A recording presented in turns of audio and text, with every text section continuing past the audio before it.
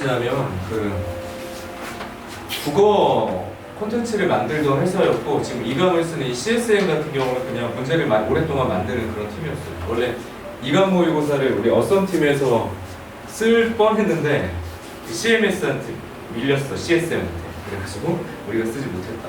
그래서 오늘 기분 나빠가지고 이거 안 하려고 했는데 선생님 모의고사랑 좀 섞어가지고 콘텐츠를 좀 확장하려고 이 모의고사를 선생님 지금 허리에 집어넣었어요.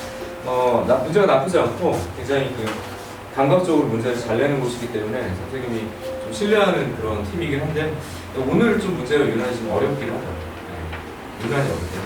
그러니까 그럴 수밖에 없는 이유가 우리가 지금 보고 있는 이제 수능이라는 시험 자체가 전년도의 큰 이슈를 기반으로 해가지고 난이도에 약간의 변화가 좀 생겼어요. 그죠? 그러니까 그간 수능이 쉬웠던 때도 있고 어려웠던 때도 있었는데 전체적으로 2014년, 15년 이후로는 사실 문제가 점점 어려워졌어요. 점점 어려워지기 시작했고 작년 같은 경우는 킬러를 내지 말라고 해서 문제가 쉬울 거다라고 기대를 했는데 그렇진 않죠. 왜냐하면 오늘 문제랑 비슷해요. 앞쪽에서 변별력이 있는 문제가 생기다 보니까 전체적으로 피로감이 누적돼요. 이 문제를 풀다 보면. 그러니까 앞에는 문제가 쉬워. 자, 이제 문항 구조를 볼게요. 전체 30문제야. 여기 익숙해야 돼요. 30문제. 요즘은 중학생도 30문제짜리 모의고사를 만들고 있어요. 대충. 이게 되게 웃기죠? 학교 시험하고 이거하고 두 종류를 만들어가지고 중학교 애들도 이런 식으로 문제를 모의고사 해주죠. 그러니까 미리 준비해야 된다, 익숙해져야 된다 그런 차원에서 미리 준비를 하더라고요. 아무튼 이 30문제의 구조는 자 1학년 때는 어떻게 돼 있었냐면 1번부터 21번까지 하고 이렇게 주관식으로 나뉘었었잖아요. 근데 이제 그게 아니고 어떻게 되죠? 1번부터 22번까지를 수학원, 수학2를 출제를 하고 그죠? 이렇게 하고 그 다음에 여기 23번부터 어디까지 30번까지를 선택 과목을 출제를 합니다. 이렇게 이게 점수로는 76점하고 24점인 거야. 그죠? 이렇게 돼 있는데 이게 점수를 반영할 때 얘를 변환을 해요. 그러니까 변환을 하면 76점은 75%가 되고 75점화가 되는 거고 이게 25%로 이렇게 바뀌는데 그러면 얘의 중요도가 떨어지는 것처럼 보이지만 그게 아니고요. 여기에 반영할 때 이 공통 파트에서의 평균과 표준 편차를 넣어가지고 이 문제를 변환해요. 그럼 결정적으로 무슨 얘기를 할 수 있냐면 특정 집단에 따라 가지고 이 점수가 움직이지 않게 만들려고 고정을 하지만 결과적으로 두 가지 요소를 띄게 돼요. 무슨 요소가 띄게 되냐면 이쪽의 점수가 여기에 영향을 주다 보니까 점수 결정의 모든 결정은 사실은 여기 있어요. 선택 과목이 중요한 건 맞는데 점수가 그냥 이렇게 따로따로 그냥 이렇게 100점 만점에 끝나는 게 아니라 여기서 우리 집단, 다시 말하면 미적 선택 집단, 그냥 확통 선택 집단, 기하 선택 집단의 평균과 표준 점수와 나의 원점수를 또 반영하니까 이게 뭐가 되는 거야? 이쪽이 플러스 알파가 되는 거죠. 그러니까 결과적으로 공통 재작년에 84점이 1커졌어요. 작년 말고 재작년에. 근데 어떤 애들은 84점 맞고 2등급 나왔어요. 어떤 애들은 1등급 나왔어요. 이게 뭘까요? 같은 점수인데 등급은 다를 수 있다. 뭘까? 자, 이거는 4점짜리를 4개를 틀렸다로 산술적으로 생각할 수 있죠. 뭐 그렇게 점수가 매치가 안 됐더라도 4점짜리 근데 2점 틀리고 2점 틀리고 4점 4점짜리 이렇게 틀렸을 리 없잖아요. 그죠? 그러니까 4점짜리 4개를 틀렸다는 가정하에 생각을 해보면 여기서 만약에 내가 미적을 4개를 틀린 거야. 1등급. 미적을 4개 틀리고 내가 저기 여기 다 맞았어. 그리고 미적을 3개 그러니까 미적을 하나 틀리고 공통을 3개 틀린 애들. 그리고 2개까지는 여기였어요. 근데 미적을 더 많이 맞은 애들. 같은데 이제 미적은 하나만 틀리고 공통에서 4개 틀린 애들부터 빠꾸러졌더라. 이거 되게 신기하죠? 공통 영역의 점수가 등급을 가리는 거예요. 그러니까 할 수 있다면 여기 점수를 더 올리는 게 유리한 건 맞아. 언제나 그래요. 그런 상태고 자 이렇게 1번부터 22번까지 공통이 출제가 되고 이제 100점 기준은 76점 이렇게 이제 환산하면 되지만 거의 여기서 2, 3점은 더 플러스가 돼서 실제 반영 점수는 77, 8점이라고 보면 돼. 이렇게 됩니다. 그러면 이게 공통 영역이 중요하구나. 그리고 더 중요한 게 있어요. 소위 말해서 1번부터 22번까지는 어떻게 되어 있냐면 1번부터 15번까지는 객관식이죠. 지금 딱 그 모양을 잘 봐야 돼. 16번부터 22번까지가 주관식이죠. 그죠? 그리고 여기가 2점, 3점, 4점, 3점, 4점으로 분할되어 있습니다. 자, 그럼 누가 봐도 이 점은 단순 계산형 문제니까 틀리면 안 되는 거야. 그죠? 그리고 3점도 쉬운 문제니까 원래는 틀리면 안 돼. 쉽게 출제가 돼. 그럼 어디서부터 4점이 시작돼요? 문제 봐봐. 9번부터 시작돼. 그죠? 근데 이제 과거 너희들이 1학년 때 보는 모의고사랑 차이가 뭐냐면 여기는 4점이 14번부터 시작되는데 여기는 9번부터 시작되잖아. 그러니까 어려운 문제를 좀 일찍 만나게 되지. 이게 좋지가 않은 거야. 그러니까 앞쪽에 1번부터 뭐 13번까지 문제가 좀 평이해. 그러면 충분히 이렇게 워밍업이 되면서 4점으로 넘어가는데 오늘도 사실은 8번, 7번 이런 게 좀 헷갈려. 사실. 그러니까 너무 위기가 일찍 오는 거야. 자, 이제 지금 수능은 역배점이 좀 있어가지고 내가 보기에는요 7번, 8번이 9번, 10번보다 더 어려워질 수 있어. 이게 서로 위치를 교환해버리는 역배점. 이게 경향이 될 수 있거든. 그럼 난 7번 풀다가 안 풀릴 수도 있고.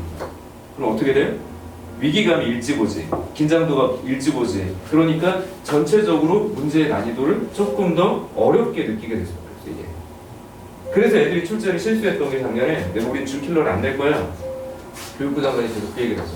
하지만 우리는 변별을 유지할 수 있어. 이 키워드가 되게 중요했거든. 킬러라는 단어를 그들이 잘 쓰지 않았어요. 잘 생각해보면 잘 안 썼어. 킬러라는 단어는 그 대장님밖에 안 쓰신 거야. 킬러를 내지 마. 갑자기 뭐 헛소리하고 킬러를 내지 마. 그래가지고 그 사람 쓰고 나머지 사람은 킬러라는 단어 자체를 거의 쓰지 않았거든요. 근데 얘들이 계속 했던 단어가 있어. 뉴스를 잘 봐야 돼. 변별은 유지할 거야. 자, 이제 학생들의 기대는 어떻게? 야, 쉽게 나오고 이 생각을 했고 교육부 장관은 뭐라고 그랬냐? 변별을 유지할 거야. 어떻게 유지할 건데? 이런 우리는 알고 있죠. 선생님들은 앞에 문제를 조금 어렵게 내고 뒤에 문제에 킬러를 안 내면 되는 거예요. 근데 이게 어때? 학생들 입장에서 전혀 다른 형태로 받아들여지게 되는 거지. 뭐지? 어려워. 어디서부터 어려워? 앞에서부터 계속 어려워. 이렇게 되는 거예요. 지금의 수능은 앞에서부터 계속 어려워. 근데 이제 변별을 하기는 2점, 3점, 4점은 사실은 난이도가 순차적으로 차이가 있고 소위 말해서 15번이 가장 어렵고 원칙적으로 22번이 가장 어려운 게 맞지만 위기는 좀 일찍 올 수 있다. 우리 문제 푼 것처럼 앞에 6번, 7번 파트부터 뭔가 변별을 주는 문제가 등장되니까 그런 부분들을 잘 잡아줘야 된다라는 거고요. 내가 역배점 얘기를 했는데 최초 역배점은 뭐냐면 15번이 원래 난이도가 항상 높아. 제일 어려운데 요즘에는 13번이랑 14번이 오히려 더 어려워. 근데 이것도 뭐가 문제가 되는 줄 알아? 13번 문제가 안 풀리고 13번 문제가 이렇게 어렵게 느껴지면 이게 도미노 현상이 오는 거야. 어떻게 되지? 야, 뒤에 더 어렵는 거지. 그러면서 훅 이렇게 가버리는 거야. 그러니까 앞으로 이 30문제를 볼 때는요 어떤 문제가 어느 곳에 배치가 됐던지 간에 그냥 문제를 한 문제당 이렇게 냉정하게 보는 연습이 필요한 거예요. 그러니까 6번이 어려울 수 있어. 이것도 인정해야 돼. 그럼 나만 어려운 건 아니거든. 왜? 나랑 비슷한 부류 아이들은 그거 어려워 보이는 거야. 그럼 나만 그렇다고 생각하면 안 돼. 그리고 15번이 쉽게 풀려. 나만 쉽게 풀리겠니? 이거예요. 애들도 쉽게 풀릴 거라고. 그러니까 모든 상황에 모든 문제를 냉정하게 보는 연습을 미리 하는 게 필요하다. 그래서 30문제에 많이 익숙해져 있는 아이들이 점수를 잘 받을 거예요. 이거 왜 그러냐면 예전처럼 이렇게 난이도가 계단식으로 딱 주어져 있다면 미리 예측이 가능하죠. 그러면 정확하게 등급 컷이 분류되는 번호대가 딱 나뉘어지는데 지금 그게 막 섞여 있잖아. 그럼 이러면 점수의 변화는 어디서 벌어질 수 있냐면 학생들의 멘탈에서 벌어질 수 있어. 내가 생각한 문제가 아니야. 했는데 자, 이건 뭐죠? 30문제 모의고사에 익숙한 아이들과 익숙하지 않은 아이들이 원점수의 변화가 이렇게 막 생길 수밖에 없는 그런 시기예요. 그러니까 모의고사에 좀 익숙해져 있을 필요가 나는 있다고 봐요. 올해 수능도 그렇고 내년도 마찬가지고. 그리고 여기 뒤에 보면 이제 선택 과목 23번부터 30번까지가 있는데 이제 분류를 해보면 다시 4점짜리가 9번부터 15번까지가 있다. 그럼 보통 15번이 가장 어렵다라고 생각되는데 아까 얘기한 것처럼 앞에 문제가 더 어려울 수도 있다. 그런데 이거는 고정돼 있죠. 22번은 킬러를 내지 말라고 그랬는데 킬러를 내버렸어요. 도대체 뭐 하는 애들인지 모르겠어요. 22번은 항상 어렵습니다. 그러니까 모든 시험에서 가장 어려운 건 22번이에요. 잠깐만. 22번은 수원수투잖아. 뭐겠어? 수투예요, 대부분. 자, 미적이 아니라 내가 지금 여기가 제일 어렵다는 거였어. 이 사람들은 모든 변별을 우선순위상 공통해서 하고 있다. 그러니까 수원수투 만중에가 아니라 수원수투를 중요하지 않게 생각하는 아이들이 있는데 그렇지 않다고. 입시 입장에서 수원수투는 굉장히 중요하다라고 이제 다시 표현하도록 할게요. 그리고 선택 과목 넘어가면 여기는 4점이 28, 29, 30번까지가 4점이야. 그럼 이 앞에는 3점이란 말이야. 그쵸? 이 앞에가. 그런데 얘들은 4 플러스 4 구조예요. 이게 무슨 말이냐면 4개 어렵고 4개 쉬워. 4개는 보통 교과서 기본 개념 정도로 내. 자, 변별은 얘들이 이루어져야 돼요. 그럼 만약에 미적 문제를 되게 어렵게 내잖아? 어떤 녀석이 그러실 거지? 미적 문제를 어렵게 냈어. 확통보다 너무 어렵게 냈어. 어떤 녀석이 그러실 거지? 원점수가 낮아지겠죠. 그럼 아이들은 짜증내겠지. 근데 시험의 결과는 미적 애들이 이득이 돼. 왜 그런지 아니? 저 변환 점수를 쓰게 되면 확통을 쉽게 내고 미적을 어렵게 내면 결국엔 최고점이나 상위권 아이들의 표점이 위로 붕 떠요. 자, 출제자는 미적을 과하게 어렵게 내게 된다.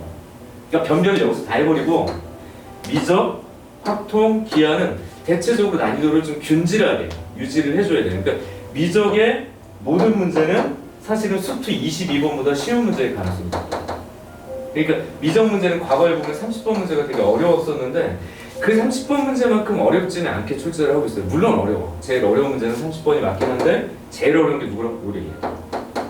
오히려 얘다. 이렇게 보셔야 돼요. 그래서 미적은 전체적으로 난이도가 지금 많이 조금 그래도 낮아진 상태다. 이유는 뭐라고요? 모든 변별은 여기서 벌어져요. 그리고 이 30문제에 익숙해져야 된다. 그런데 미적이 쉽게 출제됨에도 불구하고 아이들의 1컷은 작년에 82점, 올해는 다 70점대죠. 1컷이. 이유가 뭘 것 같아요? 여기 문제를 쉽게 낸다 어렵게 낸다가 중요한 게 아니라 이쪽에서 시간 다 버려가지고 구경도 못해. 다수의 아이들이 뒤에 문제가 쉬운지 어려운지도 모르고 여기서 시간 다 버리고 한다. 자, 그럼 거꾸로 얘기해 볼게요. 100분의 시간 동안 30문제를 제대로 볼 수 있는 능력이 등급을 결정하는 거야. 그러니까 내가 100분을 활용하는 연습들이 굉장히 중요하다고 얘기하는 거예요. 그래서 모의고사나 이런 시간이 있을 때 좀 피곤하고 되게 어렵겠지만 전체 시간, 예를 들어서 국어, 영어, 수학, 그다음 탐구를 이 시간에 쪼개가지고 내가 원점수를 얼마나 확보할 수 있는지 그 연습은 매번 되게 철저하게 하셔야 돼요. 이 경험치가 높은 애들이 점수가 높을 거예요. 그리고 되게 의미 있는 얘기를 해줄게요. 이렇게 출제하다 보니까 전체적인 난이도는 어때요? 되게 어렵게 느껴져서 요즘 수능은 불수능이라고 불리는 게 많습니다. 다행히 수학보다 누구를 어렵게 내고 있어? 국어를 어렵게 내고 있으니까 수학이 조금 덜 얻어맞고 있긴 한데 전체적으로 국어 수학은 그냥 불수능이야. 근데 올해도 불수능일 거고 내년도 불수능일 겁니다. 올해 여름처럼. 그럼 어떻게 해? 겁먹어야 돼? 이게 위기가 아니라 얘들아 위기자랑 기의 기자랑 기회의 기자는 같은 기자를 쓴다고 내가 알고 있거든. 이게 위기인지 기회인지는 잘 생각해봐요. 내가 아까 1컷 얘기했잖아. 1컷이 올라가지 못해요. 4점짜리를 어렵다는 4점짜리를 내가 다 틀리고 1등급을 만든다는 거 좀 무전했지 않나? 그리고 모의고사는요 2컷이 70점 초반이야. 물론 평가원 문제는 70한 5점이 나오긴 하겠지만 지금 고3만 봤던 모의고사는요 1컷이 78점 막 이래요. 2컷은 68점 막 이래요. 잘 나와봤자 70점. 얘들아 야 68점이 2등급이야. 그 밑으로는 내가 5등급이 12점인가를 봤어요. 야 그 다음부터는 한자를 쓴다. 여기서부터는 애들이 뭐 한 거니? 시험을 아예 안 본 거잖아. 문제가 어려운 건 인정해. 야 근데 5컷이 10위가 아니구나. 5컷이 20점대. 그럼 20점대는 다 찍었다는 얘기거든. 이 밑에는요 점수를 의미가 없어. 20점이면 찍어도 이 점수가 나오면 안 되는 거거든요. 그럼 찍지도 않았다는 얘기예요. 그게 무슨 말이냐?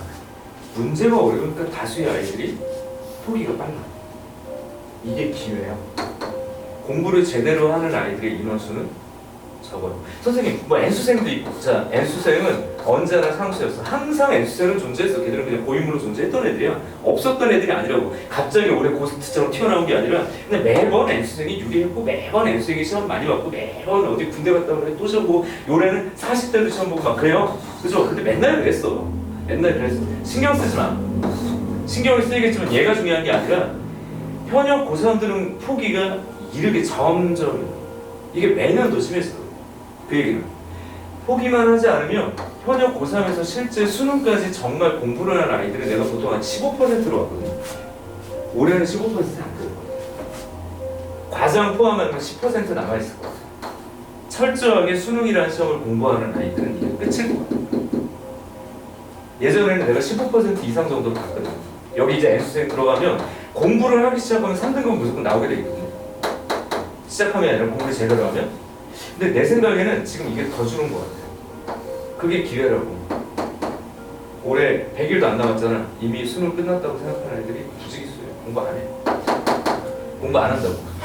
이유가 뭐야? 여름이 더우니까. 여름은 맨날 더웠거든. 야, 가을오잖아? 또 남자애들은 또 가을 탑니다. 공부 안 해요. 날씨 원했잖아. 추우니까 공부 안 해요. 그럼 수능 날까지 공부 안 할 거야. 그런 아이들이 올해는 나는 현역 고3이 90%. 올해의 고3은 준비가 작년보다 더 안 됩니다. 자, 위기를 기회로 바꾸는 건 결국 태도예요. 내가 얼마나 마지막까지 버티겠어. 그 버티기에 또 시작을 한번 해봅시다. 자, 여기 문제를 볼 건데 문제를 앞에서부터 좀 쭉 훑어가 볼게요. 선생님이 좀 과하게 어려운 문제는 시간을 좀 봐가지고 중요한 것들을 좀 뽑아서 갈 거고 오늘 중요한 건 또 삼각함수야. 그래서 오늘 과제는 우선은 오늘 과제는 삼각함수를 드릴게요. 알았지? 자, 우선 1번 안 풀게요. 2번도 우선 안 풀겠습니다. 3번을 풀게요. 왜? 쉽지? 근데 이 3번은요 보통 거기다 메모할래? 6번에 보통 출제가 돼요. 보통 평가는 몇 번? 6번에 출제가 되는데 되게 신기하게 나중에 내가 기회 되면 한번 보여줄게. 선생님 정답률을 매번 누적을 하거든요. 정답률 그래프를 그리면 꼭 6번에서 애들이 한 10%포인트가 뚝 떨어져. 그러니까 맨날 봐봐. 그 정답률이 92%, 뭐 90%, 80% 이러다가 갑자기 10%포인트가 뚝 떨어지는 번호대가 항상 존재해요. 6평, 9평에. 보면 얘야. 삼각함수 문제. 그러니까 전국의 다수의 아이들은 삼각함수 기본 공식을 헷갈려하더라. 그리고 구호를 그렇게 헷갈려하더라. 근데 여기는 틀리는 아이들의 인원이 있다. 그러니까 이런 것만 버텨도 10%가 날아가는 거야. 밑으로. 그러니까 이 문제를 내가 그래 설명하려고 하는 이유가 그냥 기본 공식을 내가 기억하고 있냐. 그러니까 지속적으로 그냥 외우세요. 삼각함수 공식은 계속 외워야 되고 미적 선택자들은 삼각함수가 또 나오는데 삼각함수를 외워야 될 분량이 2배가 돼버려. 그러니까 수원에서 배웠던 삼각함수의 기본 공식은 당연히 외우셔야 되겠죠. 자, 어떻게 기억하면 될까요? 자, 이렇게 기억하면 돼요. 2분의 3 세타 아닌데 파이 마이너스 세타 이렇게 돼 있잖아. 그럼 우선 얘는 세타와 무관하게 얘를 정리하되 어떻게 가주면 될까요? 지금 이 상태라면 2분의 이 자리가 2n-1 파이일 때와 2분의 2n 파이 다시 말하면 여기가 그냥 n 파이로 떨어질 때 상황이 다르더라고요. 그게 뭐냐면 이쪽 자리가 공식을 정합해 보니까 2분의 뿅 하고 떨어지면 사인과 코사인은 항상 바뀝니다. 다시 2분의 파이가 어떻게든 떨어져 나간다. 그럼 부호와 무관하게 제대로 바뀌어. 그런데 얘는요 바뀌어 안 바뀌어? 안 바뀌어요. 사인은 사인이 되고 코사인은 코사인이 그냥 돼. 오케이? 잘못 썼네. 코사인은 코사인이 그냥 된다고. 그리고 이 경우라면 탄젠트는 역수가 되고 이 경우는 탄젠트가 작하. 2분의 3 이렇게 주어지면 여기 있는 사인은 뭐가 돼야 돼? 그냥 코사인이 돼야 돼. 코사인이 되면서 이 자리에다가 이 중심이 되게 되는 세타를 그대로 박아놔. 빵 하고 부호만 결정. 그럼 이 부호는 어떻게 결정할까? 따라해보자. 올, 싸. 그냥 기본 공식이고 이거를 틀린다고 그냥. 근데 너희들이 틀린다는 얘기가 아니라 틀리지 말아야 되는 게 맞다. 그러면 어떻게 가져야 돼? 자, 이게 2분의 3파이에서 세타를 뺐는데 세타의 조건 잘 보라. 세타는 어디야? 자체로서는 이사분면을 가야 돼. 그죠? 파이부터 아니지 2분의 파이부터 파이까지니까 얘가 2분의 3파이에서 그만큼을 빠지면 얘의 동경의 위치는 여기 이사분면의 위치라고 보면 되겠고 나머지는 다른 수. 다시 말하면 이 녀석은 무슨 값이었다는 얘기야? 잘 보세요. 이 녀석의 값은 뭐라고? 사인 양수로. 그럼 얘는 양을 유지하면 되니까 끝이요? 부호를 유지하면 되니까 너의 부호를 유지해. 만약에 얘가 음을 가지고 있어. 그럼 마이너스 붙여주면 되는 거죠. 그게 얼마라고? 그게 3분의 1인 겁니다. 내 말 맞아요? 그럼 여기서는 두 가지 방법이 있는데 사인 세타가 3분의 1이야 라고 얘기를 했다면 자 어떻게 해가지면 될까요? 자 원론적인 풀이와 쉬운 풀이 알려드릴게요. 지금 이렇게 주어져 있습니다. 자 반지름을 3이라고 할게. 자 따라해보자. 코사인은 우리 수업 시간에 했죠. 코 이거 기억나? x 싸 와. 저번 주에 했는데 아 그때 없었나? 그날 없었나? 코 x 싸와 근데 저기 뭐야 서울에 가면 얘기 못 들었나 이거? 아 그날 안 하고 강남에 가면 코엑스 있어요. 코엑스 앞에 저거 있어. 그 싸이 동상, 싸이 팔목 동상. 강남 스타일.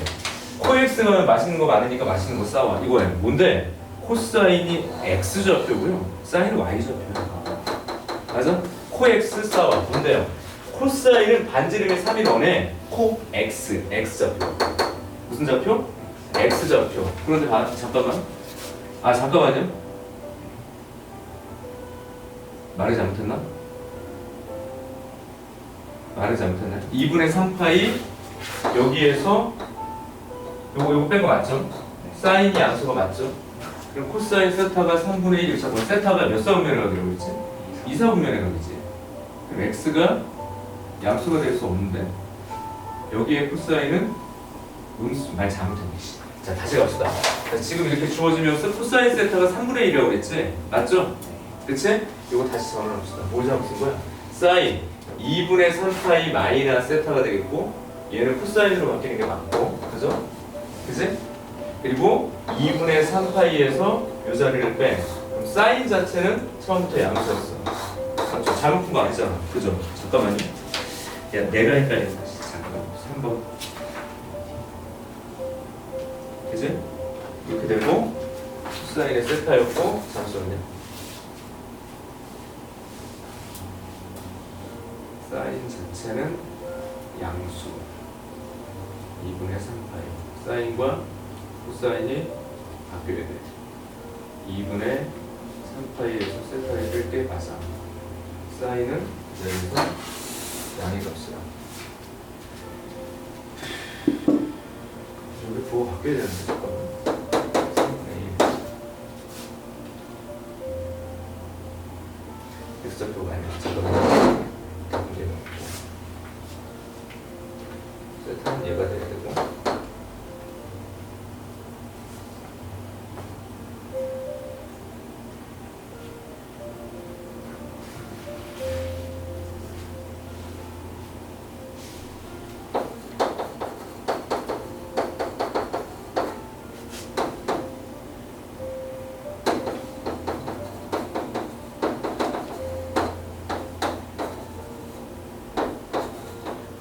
마이너스 코사인 세타 코사인 세타 관계 말 잘못했다 선생님 말을 잘못했어 선생님 다시 갈게 취소 잠깐 헷갈렸어 다시 갈게 사인 2분의 3파 이거 관계 얘기잖아 관계 자, 다시 갈게 미안해 자, 무슨 얘기라고요? 관계 다시 바꿀게요 여기서 코사인으로 바뀌는 것까지 맞아요 코사인으로 바뀌는 것까지 맞는데 내가 뭘 착각했냐면 2분의 3파이를 지우고 세타를 여기다 집어넣어놨잖아 이때 어떤 관계를 얘기를 할 거냐면 이때 세타는 우선 예각인 듯 봐줘 있어 그냥 관계 얘기니까 관계 그러니까 얘가 가지고 있는 실제 부호가 아니라 사인과 코사인의 부호 관계예요 그래서 앞에 있던 얘기 다시 지우고 기억을 다 지운 다음에 다시 가볼게요 2분의 홀수 이렇게 주어지면 사인은 뭘로 바뀌어?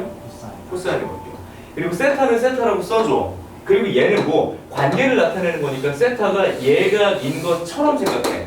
그럼 얘는 뭐라고 봐야 돼요? 2분의 3파이 마이너스 자 실제는 그렇지 않지만 여기 있는 것처럼 보이잖아. 맞아? 그럼 실제로 얘는 뭐야? 음수였었던 모양이란 말이지. 그러니까 얘가 이 자리에서 너는 음수를 가지고 있으니까 얘는 부호를 이렇게 바꿨어. 맞아? 그래서 관계라는 얘기가 뭐냐면 사인을 지금처럼 정리해서 바꾸면 얘는 부호가 달라져 라고 얘기를 한 거고 그리고 실제는 몇 사분면의 관계야? 얘가 2분의 파이에서 파이 사이인 그런 관계를 가지고 있는 거죠. 맞아요? 선생님이 잠깐 잘못 얘기했어요. 3분의 1이 된다. 다시 가볼게요. 그럼 코사인의 세타는 마이너스 3분의 1이야. 다시 코엑스 싸워 다시 가봅시다. 자 지금처럼 원이 있어요. 반지름의 길이가 3이야. 그러면 이 녀석의 x좌표가 어디라고? 마이너스 1이야. 그러니까 2사분면의 각이니까 이만큼이 무슨 타? 세타다. 이렇게 얘기해줘야 되겠죠. 자 이걸 가지고 뭘 찾으라고 그랬냐면 탄젠트를 찾으라고 했어요. 얘들아 탄젠트는 기울기. 다시 뭐라고요? 그냥 기울기입니다. 그러니까 이 녀석의 좌표가 뭐가 되는 거예요? 마이너스 1,2루트이니까 얘의 기울기는 그냥 마이너스 2루트이죠.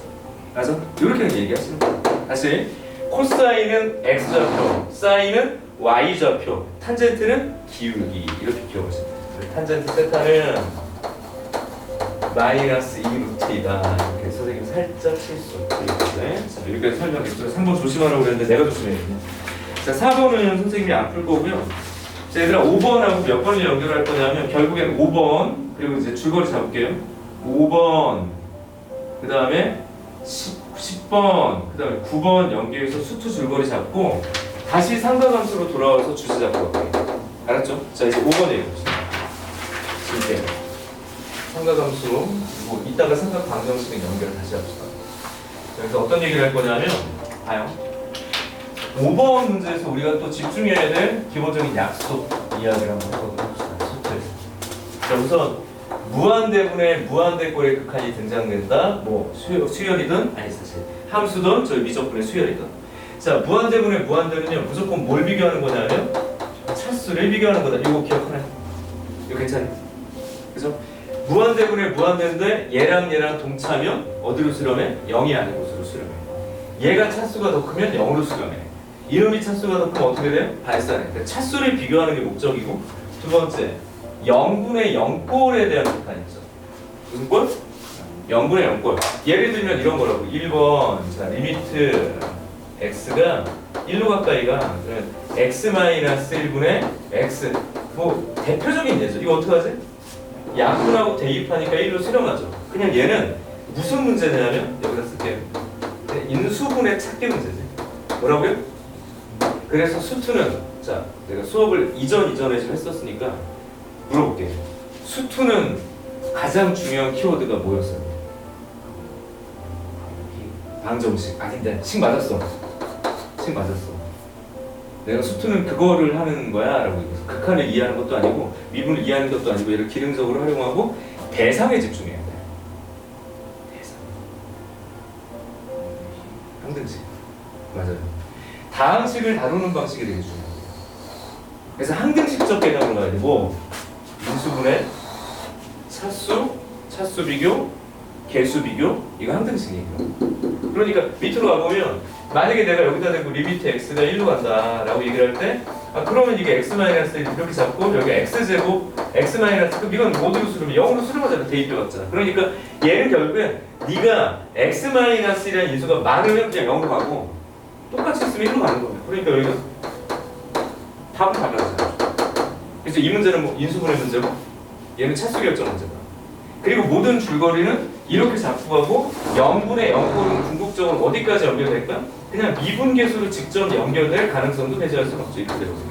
쭉 거기까지 연결해준다. 자 그러면 이 과정을 가지고요. 우리 문제 봐봐. 5번이야. 5번 봐봐. 자 함수 fx. 자 함수 fx에 대해서 이거 뭐라고 얘기를 해보는데 우선 다항 함수라고 얘기를 하지 않았어. 잘 보셔야 돼요. 다항 함수라고 얘기를 하지 않았어. 리미트 x가 어디로 가까이 갈 때? 무한대로 가까이 갈 때 x분의 fx 자체는 뭐야? 2야. 내가 다시 한번 얘기해. 이건 다항 함수라고 얘기하지 않았지만 사실은 별 문제는 안 돼요. 자, 두 번째. 리미트 x가 어디로 가까이 가? 무한대로 가까이 가요. 사실은 뭘 해줘야 될까? 분모 분자를 x의 제곱으로 나눠줘야 되지. 내 말 이해돼? 왜냐하면 잘 봐. 얘를 만약에 내가 근사 형식으로 푼다면 fx는 거의 2x 뽀롱뽕뽕과 별로 다르진 않아요. 지금 상황이 봐. 이게 만약에 다항 함수라고 그러면 얘는 1차 함수야. 2x 뼈배경 맞죠? 그렇게 풀어도 답은 나오지만 다항 함수라고 얘기를 하지 않았기 때문에 뭘 해줘? 분자 분모를 x의 제곱으로 나눠줘야 수렴하는 모양이 뭐한다? 만들어진다. 그러니까 이건 어려운 문제는 아니죠. 그지? 그렇게 잡아놓고 A를 뭐한다? 구하겠다라는 겁니다. 그죠? 답은 A가 바로 15가 나와야 돼. 그런데 이 문제에서 내가 논리적인 부분을 그냥 배제하고 근사를 쓰면 어쨌든 얘들아 무한이야. 뭐라고요? 무한은 우리가 연산 자체가 의미가 없어요. 그러니까 이 fx는 마치 뭐처럼 2x처럼 쓰이는 거예요. 그냥 대입해봐. 똑같은 얘기가 된다고. 맞니? 똑같은 얘기가 된다고. 그러니까 근사 계산도 가능하다라고 얘기를 할 수 있고요. 미적분의 리미트 n이 무한대로 가까이 갈 때 이거 무한대분 다 똑같이 풀지 않습니까? 다 똑같이 푼다. 그러니까 미적분의 첫 단어는 수투의 다운그레이드. 수투보다 더 디테일이 떨어지는 형태로 문제를 물어보니까 수투가 직접 연결될 거다. 자, 이거 몸 풀었어요 이제. 이제 슬쩍 어디로 가? 10번을 들렸다고 해요. 자, 갑자기 사정. 왜냐면 수투 극한 얘기를 했죠. 그럼 뭐가 있어? 연속 얘기를 하겠죠? 미분 얘기를 하려고 이렇게 연결하려고. 수투의 또 맥을 잡아보려고. 자, 봐.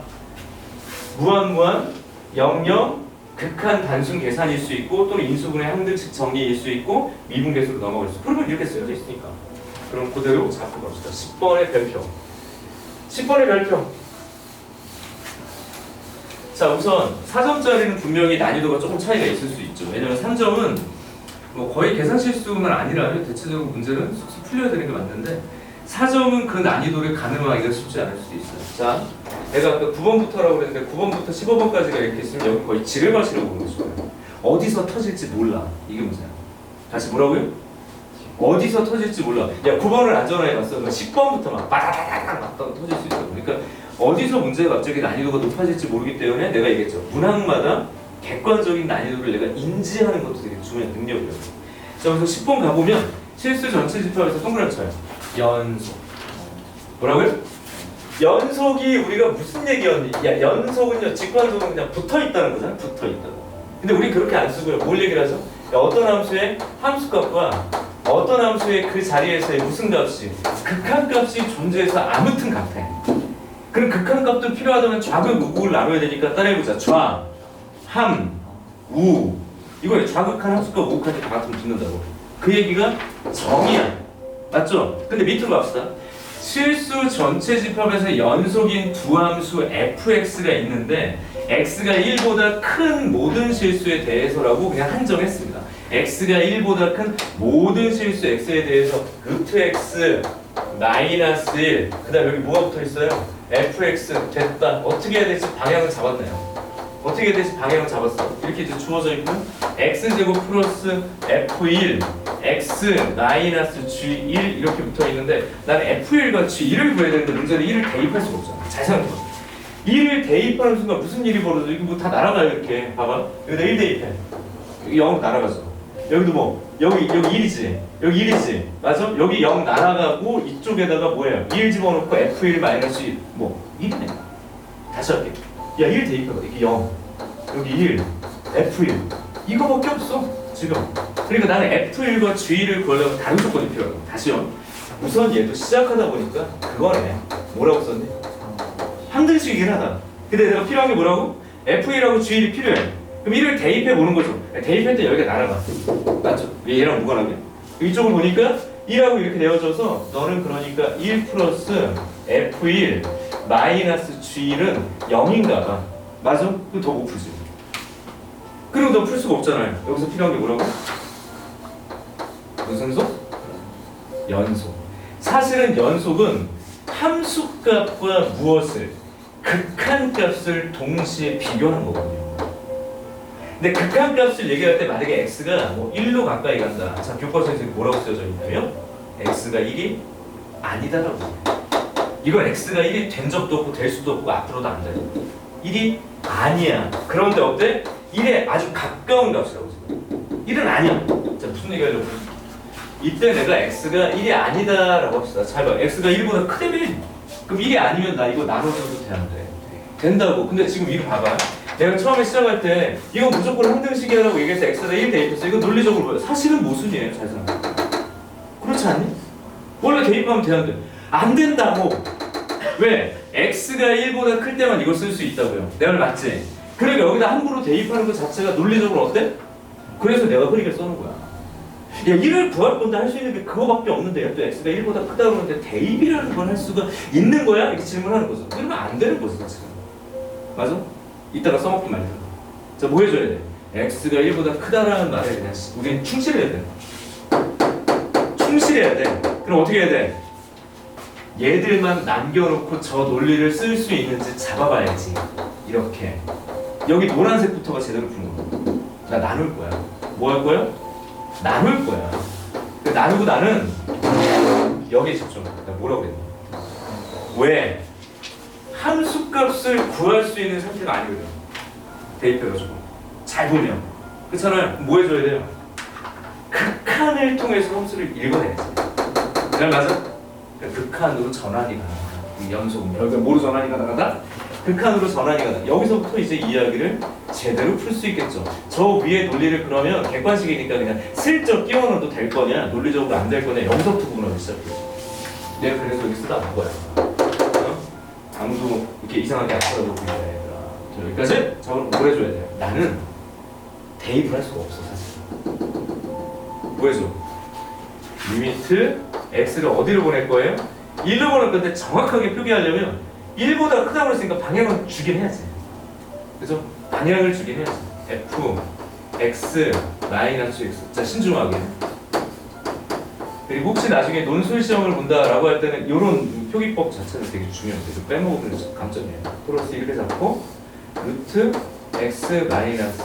근데 만약에 내가 수능 시험을 보는 중이다라고 한다면 사실 방향성이 큰 의미가 없어. 또 풀다 보면. 근데 이제 정확하게 표기를 하면 이렇게 써야 되는 거고요.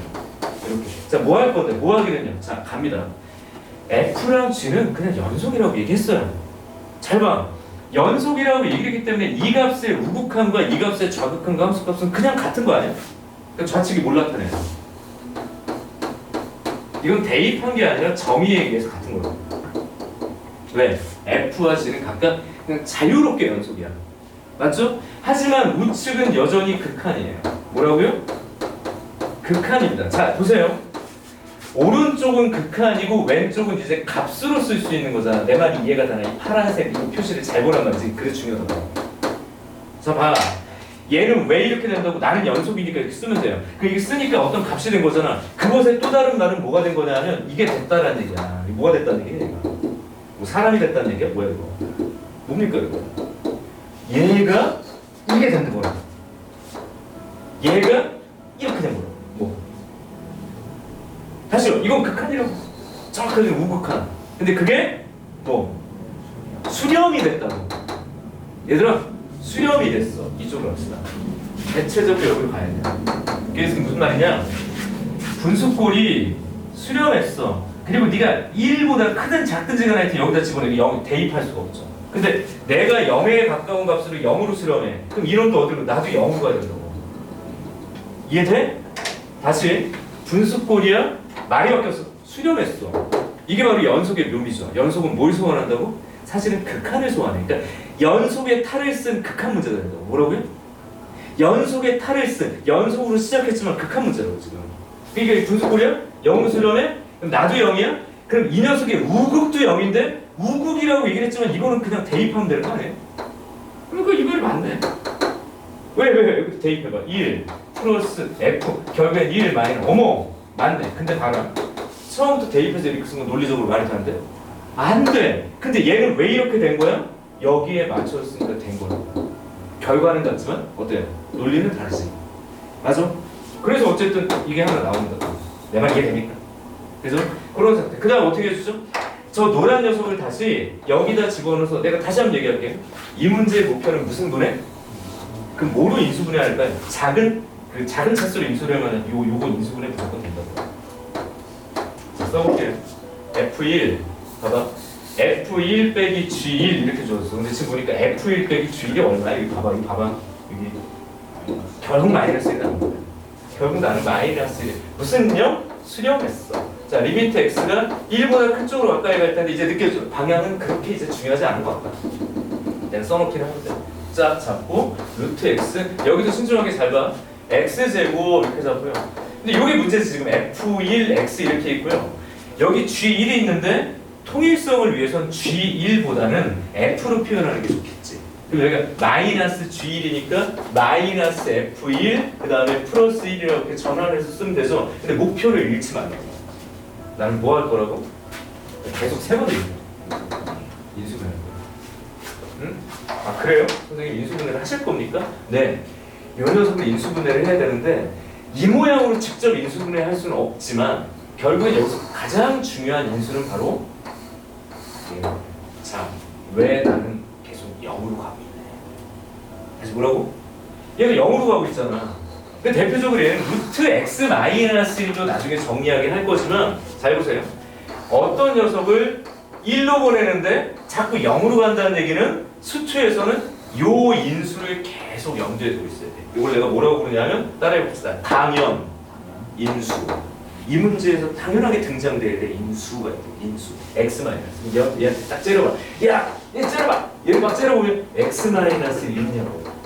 인수분해하라고 지금. 아, 이 설명 좋았는데 어떻게 좋았는지 모르겠다. 인수분해. 리미트 x가 1보다 큰 쪽으로 가까이 갈 때 여기는 무조건 얘가 인수분해가 된다는 얘기지. 이거 뭔데 너는? x 플러스 f1 플러스 1 맞는지 확인해보시고 틀릴 리가 없지. 그런 다음에 루트 x 마이너스 1에 너에 대해 뭐 하는 거야 정영영? 아 이거 하는 거야. 난 계속 여기 집착 이렇게 똑같이 곱하면 없어지죠. 방향성은 내가 이제 큰 의미가 없다 그러니까 무슨 일? 대입이야 대입. 대입하면 되지. 그죠?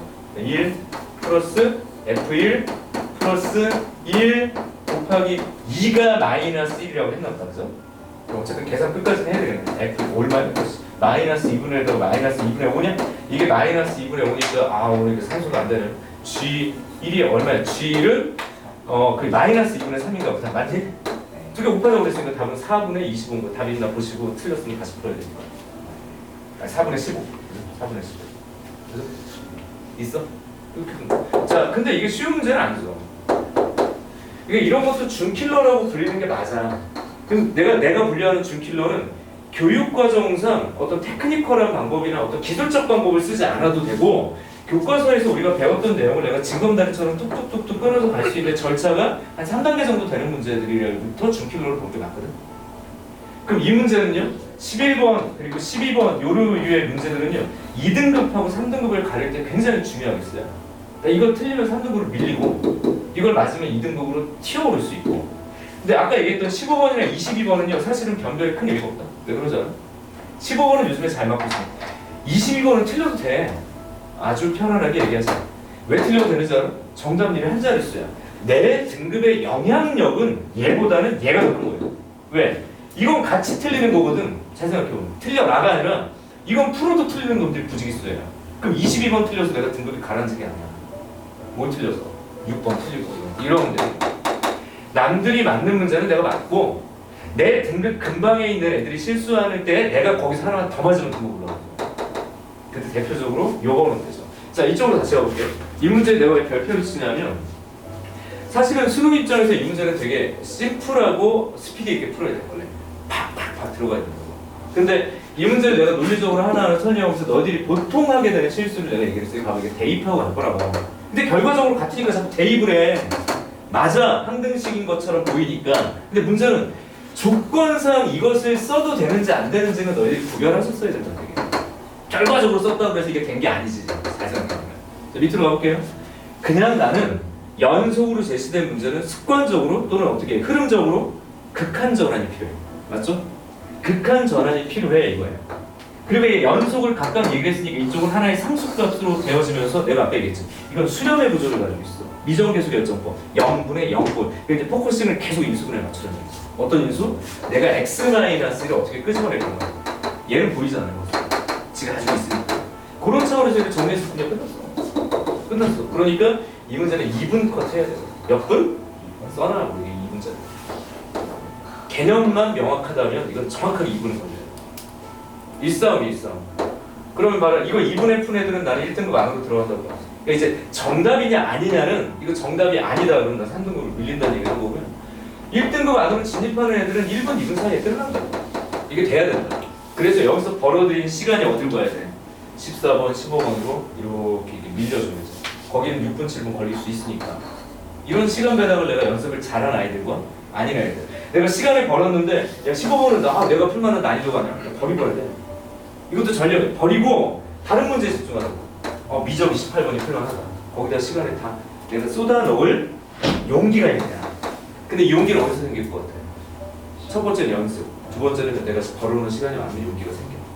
그러니까 여기서 내가 2분이라고 얘기를 한 게 이거 2분에 못 풀겠어요. 그게 아니라 2분에 풀 수 있도록 연습할 수 있는 문제 다 알아봤어. 넘어갈게요. 10번 여기까지. 그리고 이제 9번으로 뭐 쓰려고 볼 건데 잡아라. 함수의 극한, 연속, 사실상 미분 모두 극한으로 시작된 거고 이 모든 것들을 꾸미는 가장 중요한 요소는 다시 따라해볼게요. 항등식 또는 다항식의 구성. 인수분해를 할 거야, 차수를 결정할 거야, 개수비교를 할 거야, 개수를 결정할 거야. 그거예요. 그래서 가보자. 이것도 원론적인 설명을 좀 할게요. 원론적인 설명을 하고 약간 꿀팁 같은 얘기를 잠깐 해줄게. 시간을 좀 줄일 수 있는 방법까지 얘기를 합시다. 이것도 아주 어렵냐? 그렇지 않아요. 이거 9번 어렵지 않습니다. 그렇게 어렵지 않아. 그냥 절대값 들어가 있으니까 뭔가 분류를 해야 되고 약간 발목을 이렇게 걸 수는 있긴 하겠지만 자체로는 어렵지 않아요. 가보겠습니다. 9 이렇게 이제 주어져 있고요. 자, fx가 몇 차 함수래? 그냥 2차 함수예요. 근데 2차라고만 얘기를 했지 아무것도 안 줬어요. 그러니까 얘 차수는 결정됐지만 개수나 뭐 인수분해 요소 이런 거 모르니까 항등식 입장에서 식을 구성할 거야. 그러니까 다항식을 구성할 거야. 이런 목표가 좀 중요할 것 같아요. 자, 이때 자, 여기 키워드 잘 보십시오. gx가 뭐가 가능해? 간다. 미분 가능해. 자, 미분 가능은 겁나 어려운 개념이에요. 미분 가능은 겁나 어려운 개념이다. 뭐가 어려운데? 미분 가능하다라는 것은 리미트 h가 또 써 이거를 h분의 g에다가 x 이것도 쓰고 있네. gx가 잘 보세요. 이게 무조건 수렴한다는 얘기예요. 다시 이것의 극한값이 항상 존재한다고. 근데 이 극한의 가장 중요한 문제는 x가 아니야 지금. h가 0으로 가까이 될 때 0분의 0꼴의 평균 변화율의 좌극한값과 무극한값이 같아서 수렴하게 될 때 우리는 미분 가능하다고 하고 그 극한값을 우리가 g'x라고 쓴 거죠. 그 극한값에는 x라는 문자가 들어가는 겁니다. 그럼 여기 뭐가 필요해요? 자, 우선 얘는 함수값이 다 있어야 돼요. 그러니까 여기가 구멍, 이런 거 조사 안 하고 그냥 극한만 또 계산 안 해도 되거든. 여기 구멍 나도 극한이 계산되는 경우도 있어요. 그럼 또 미분이 가능하다고요. 정신 차려. 함수값 있어야 돼요. 함수값도 있어야 되고 연속도 돼야 되고 이 녀석의 좌극한과 우극한도 생각해가지고 그 모든 조건이 만족된 그 극한 값이 필요한 거야. 개념적으로 되게 복잡한 거야 사실은. 이게 어려운 개념이에요. 근데 이놈이 미분 가능하다고 얘기를 한 거에서 그럼 이런 걸 물어본 건지 함수의 그래프의 특성을 또 물어본 건지 뭘 물어본 건지 알 수는 없죠. 어쨌든 미분 가능하다고 얘기를 했어. 미분 가능하다고 얘기를 했어. 그럼 gx가 무언지에 따라서 우리 행동은 결정되죠. 간다. gx는 그냥 너한테 절대값을 씌웠어요. 얘들아 2차 함수에다가 1차의 절대값을 씌우는 바람에 부분 3차 함수가 되지. 맞죠? 그럼 어떻게 해? 이거는 케이스를 분류해서 쓰면 돼요. 지금은. 그러니까 이 절대값을 복잡하게 볼 이유가 없다. 어떻게 보겠다? x가 0보다 크고 났을 때요. 가장 본질적인 얘기죠. 절대값 안에 없이 양수야, 음수야. 이것만 봐주면 되죠? 이렇게 되면 얘는 xfx라고 쓰겠지. 자, 여기까지는 그냥 기계적으로 오라고. 이 문제 어렵지 않아 이렇게 가요. 이건 마이너스 x fx라고 쓰는 거예요. 여기까지. 근데 여기서 미분 가능을 어떻게 쓸 거냐? 라고 얘기를 할 때 내가 얘기했죠. 극한값이 존재해. 따라해보자. 좌극, 우극. 그게 무슨 말이냐면 x가 0보다 크거나 같은 모든 영역에서 얘는 미분 가능해요. 다항함수니까 3차니까 x가 0보다 작은 모든 영역에서 얘는 미분 가능해. 그럼 어디서만 미분 가능한지 조사하면 돼요. 0이요. 맞잖아. 그러니까 얘는 모든 실수가 아니라 x는 0에서 미분 가능해야 돼. 1차적으로 그냥 넘어가지 말고 연속은 되나? 봐야 돼요. 연속도 안 되는데 계산하면 미분이 되는 것처럼 보이는 함수도 있다고. 자, 우선 여기 함수값은 0 대입하면 0이에요. 여기에 극한값도 결국엔 0이지. 이게 결국엔 이렇게 들어가니까. 그래서 얘는 연속은 당연합니다. 함수값도 있어요. 그럼 이제 미분으로 넘어가면 되지. 자, 여기서의 미분 가능은 이렇게 쓸게요. 뭐라고 썼냐면 그렇죠. 좌미분. 뭘까? 너의 우극한과 너의 좌극한 조사에서 같은지 봐야 돼. 이거 언제 하냐? 못하죠. 그래서 어떻게 하지? 이렇게 하죠.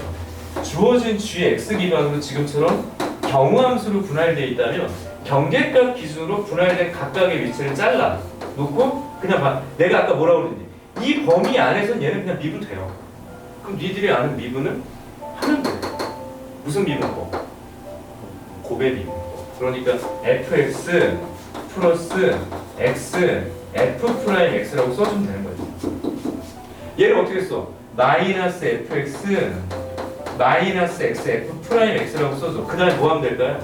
여기에 내가 등호를 뺐다라는 게 중요해. 왜냐하면 경계 위치에서의 미분 가능을 우리가 찾아내거나 그걸 정리하는 거기 때문에 경계값을 제외한 이 열린 구간에서 미분 된다는 얘기. 이거 지금 사실 지금 얘기하려고 하는 거잖아. 이렇게 놓고 여기다가 0을 대입하면 이게 바로 뭐예요? 자, 따라해보자. 우미. 그러니까 어떻게 표기가 되냐면 선생님 이렇게 표기. 리미트 x가 0보다 큰 쪽으로 가까이 갈 때 이런 게 되지. 그 오른쪽에 너 대입하는 거. 그럼 그거 뭔데? 자, F0인데요.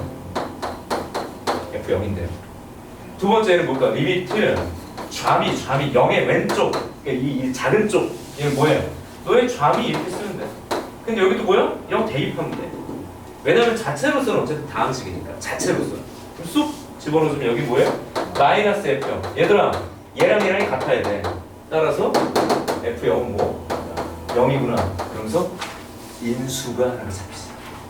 어쨌든 이거 다 빌려서 내가 뭐 할 거야? fx는 인수분해가 돼. 인수분해가 되고 뒤에 건 아직 알아 몰라? 몰라. 모르는 거 2개 아직 안 쓴 조건 밑에 봐 2개. 풀린다. 왜냐? 저렇게 미정상수를 이제 잡아도 되는 근거 아직은 쓰지 않은 조건이 2개나 있다. 그럼 뭐 해주면 돼요? gx를 자 x가 0보다 큰 상황이면 어떻게 하자고요? 아 쏘리 여기 잘못 썼네. g의 미분은 미안. g의 미분은 이렇고 gx는 여기다 x만 곱하면 되니까 x제곱 ax 플러스 b고요. 얘는 마이너스 x제곱 ax 플러스 b라는 3차의 형식으로 표현이 이제 가능하다. 그럼 어떻게 해? g 1은 여기다 대입하면 되지. 여기다 대입하면 된다. a 플러스 어디? b가 4야. 두 번째 뭐 하면 되지? 얘 미분해서 대입하면 되니까 여기서부터 내가 안 풀게. 여기서부터는 안 풀게. 요거 미분해가지고 대입해서 연립방정 시키면 된다. 알았죠? 그래서 9번 문제는 확실히 10번보다 오히려 좀 쉬운 게 맞다. 근데 여기서 내가 아까 뭐라고 그랬냐면 조금 시간을 줄일 수 있는 팁이 있기는 해. 자 이쪽으로 가자. 이거 잘 푼 거야. 이렇게 푸는 게 맞아. 다시요. 0보다 클 때 작을 때 나누고 응? 좌미 우미. 왜냐하면 이 범위 안에서 닫힌 구간 말고 열린 구간 내에서는 그냥 미분이 되고 0만 문제니까 0만 조사하면 되죠. 그러니까 이 자리는 그냥 미분하면 되고 이 자리도 미분하면 되고 논리적으로 틀림이 없어. 그리고 거기다 널 대입한 건 우미분계수. 너를 0에서 좌미분계수. 논리적으로 상관없다. 그러면 결과적으로 미분 후 대입 후 같게 만들겠다라는 건 그냥 객관식 문제에서 계속 쓰면 돼. 맞지? 그런 식으로 문제를 푸는 건데 저마저도 시간을 줄일 수 있는 거지. 자 이쪽으로 가자. 팁 여기 와봐. 잘 들어. 결국엔 수투에서 우리가 보게 되는 꿀팁에 관련된 이야기 한번 했어요. 했는데 다시 한번 설명. 한번 했어요. 사주 특강에서. 잡고 요게 이제 fx라고 합시다. fx. 무슨 x? fx. 그럼 이 주어진 녀석은요. 여기 1이라고 하고 여기를 그냥 2라고 하고 여기를 편의상 그냥 3이라고 할게. 그냥 강경 무시하고. 1에서 어떻게 돼 있어? 불연속이죠. 그럼 여기는 지금 빵꾸가 나 있으니까 함수값이 없잖아. 함수값이 없으면 사실 연속도 안 되고 미분도 필요가 없어. 그죠? 맞지? 근데 내가 여기다 이제 아무 데나 이렇게 채워. 자, 그럼 얘는 본질적으로 1과 1은 불연속이죠. 근데 퉁쳐서 얘도 불연속이고 너도 불연속이야. 세상 모든 불연속. 뭐 이렇게 얘기하면 야 너도 불연속이고 너도 불연속이니까 뭐 비슷한 불연 이렇게 얘기하면 안 되지. 얘들은 달라. 불연속도 종류를 구분 잘하셔야 돼. 선생님이 이제 올 여름에 운동화를 하나 이렇게 사려고 뉴발란스를 유튜브에서 이렇게 클릭을 한 거예요. 야, 이 유튜브는 진짜 무서워. 뉴발란스 클릭을 한 거 그날부터 이 알고리즘이 계속 이게 뜨는 거야. 그 패션 유튜버들이 뭐 이렇게 막 신발 추천하고 이러는 거. 또 뜨면 어떻게 돼? 또 보게 되죠. 근데 보니까 봐봐. 내가 뭐 살려는 어떤 운동화가 그냥 그 디자인이 뻔하잖아. 그냥 N자리 붙어있는 그런 녀석인데 무슨 뭐 535 그래서 막 번호가 다 달라. 내가 보기엔 다 비슷해.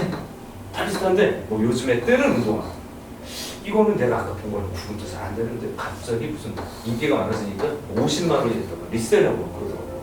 그러니까 뭔가 이렇게 수량이 딸리면 사람들이 더 찾으니까 같은 신발인데 10만 원에 발매됐는데 이게 수량이 부족해서 50만 원이 된 거예요. 근데 내가 보니 10만 원짜리하고 50만 원짜리하고 나 같은 사람은 구분이 잘 안 되는 거야. 왜? 비슷해. 색깔도 비슷하고 약간 로고 좀 차이가 있는 거고. 근데 이 패션 유튜버 애들은 그런 디테일이 다르면 전혀 다르게 보이는 거야. 이게 뭐야? 디테일. 내가 보기엔 어때? 비슷하죠. 그러니까 나는 패션을 모르는 애고 얘들은 패션을 아는 애지. 이 얘기를 왜 하는 걸까? 이쪽 봐봐. 뭐 얘도 불연속이고 쟤도 불연속이지. 야 이거 이제 불연속 모르는 애들이 하는 얘기야. 달라. 디테일에 집중해야 될 순간들이 있는 거야. 디테일에 집중. 뒤에 뭔가 택이 붙었는지 안 붙었는지. 이런 걸 봐주게 되면 차이가 느껴진다. 왜 그럴까요? 이 불연속하고 이 불연속은 어떤 차이가 있냐면 얘는 극한값 자체가 존재하지 않지. 엇갈렸다고 이 모양이. 그러니까 구별하겠다는 얘기죠. 선생님 그냥 끊어져 있는데 근데 얘는 극한값은 있는데 단지 그 극한값과 함수값이 다른 상태가 되니까 얘랑 얘랑은 분명히 그런 면에 있어서 구분이 되는 거죠. 근데 이건 뭘까요? 꺾이기만 했잖아. 맞지? 자, 그렇다면 우리가 여기에 gx라는 함수가 있는데 이 gx가 미분 가능한 함수라고 없어요. 뭐가 가능해? 자, 미분 가능하면 당연히 뭐도 되겠네. 그렇죠. 연결이 돼 있고 부드럽게 연결된 미분 가능한 함수라고 하죠. 이제 1번 공식. 자, gx랑 fx의 곱함수가 뭐가 되기 위한, 우리 연속이 되기 위한 조건 이건 외우고 있어요. 어떻게 하면 되지? 우선 얘는 어차피 연속이니까 넣어도 있고 내내 둘을 본드처럼 붙여줘야 돼. 본드처럼 붙여주려면 이 연속인 gx가 그 자리에서 뭐가 되면 되지? 자, 요건 미정에서도 그냥 쓰면 되지. 0이면 된다고. 그냥 함수가 이렇게 지나가기만 하더라도 된다고. 왜 그럴까요? 왼쪽에서 곱하든 오른쪽에서 곱하든 함수값에서 곱하든 다 빵빵빵 되니까 그냥 0으로 같아진다고. 너무 자명하기 때문에 이건 거의 공식이죠. 그리고 이것을 수투에서 활용한다면, 잘 들어, 수투에서는 얘를 최소 인수 결정으로 보죠. 그게 무슨 말이지? x-1이라는 인수와 x-2라는 인수가 하나만 있어도 되는 거야. 여러 개 있으면 너무 좋고 하나만. 그래서 수투는 최소 인수, 미적분은 그냥 함수값이 0이고 이렇게 넘어가면 된다고. 자, 두 번째 fx. 자, 증명을 좀 생략할게요. gx가 만약에, 자, 이게 중요한 거죠. 미분 가능을 만들려면 어디로 가시면 얘도 조금 문제가 되네요. 왜냐하면 fx의 이제 디테일, 끊어져 있는 놈은 미분도 안 돼요. 애초에 접선도 못 그리지. 꺾인 놈도 결국엔 뭘까요? 이거 미분이 안 된다라고 보면 되잖아. 나머지는 다 돼. 그럼 얘가 1과 2와 3에서 미분 가능해야 돼. 근데 봐라, 미분 가능하면 연속이니까 이 조건은 이미 여기서 타고 오는 거. 이건 무조건 타고 온 거. 얘는 된 거야 지금. 됐는데 잘 들어. G 저 1은요 이게 있어요. 무슨 얘기냐면 이게 단순하게 너 0이 된다라고 끝나는 게 아니라 0이 된 이후에 얘를 어떻게 또 부드럽게 펼쳐줘야 되니까 붙이고 다림질까지 필요해. 붙이고 다림질까지 필요해. 그러니까 한번 눌러줘야 된다. 자, 근데 G2는 필요가 없어요. 그리고 하나 더. G3은 자 미분이 아니다. 그냥 0만 되면 돼. 그러니까 주어진 이 대상이 되는 함수가 개형적으로 내가 선생님 봐봐. 이런 식으로 이렇게 그려지면 되는 대표적인 예가 되는 거야. 이 자리에서 너의 미분이 함수값도 0이고 미분에서 0이 되면 얘는 붙으면서 부드럽게 곱할 때 얘는 어떻게 된다고? 야, 의외로 2연속과 2연속은 종류가 다르다고. 그냥 이건 연속만 보장되면 끝나. 세 번째는요. 얘는 이 자리를 지나면 얘가 펼쳐져. 그러니까 이 조건에 만족해야 돼. 그러면 이 녀석의 최소 인수를 얘기할 때 x-1은 인수가 하나 더 분명히 있어야 돼요. 그러니까 얘는 x-1이라는 인수가 두 개는 있어야 돼요. 나머지는 하나씩 있으면 돼요. 그러니까 수투 입장에서는 저 gx가 어떻게 쓰여지면 되냐면 최소 x-1은 두 개, 세 개도 좋고 네 개도 좋고 다 좋아요. 그러니까 튕기기만 해도 상관없어. 상관없는데 2차면 되고 3차여도 좋고 4차여도 좋고. 그런데 여기 뭐? 이거 하나. 그러니까 저 뒤에는 뭐가 곱해져도 상관없다고. 그쵸? 이거 여기서 왜 얘기한 거야, 내가? 이 얘기를 왜 했을까요? 이쪽으로 가자고. 보통 한 두 줄 쓰여져야 될 이런 내용들 있잖아요. 그럼 여기서 이거 안 써도 그냥 뭐 하는 거야, 선생님? 왜죠? 여기서 바로 와야지. 곱함수를 보죠. 얘는 천하무자 거죠.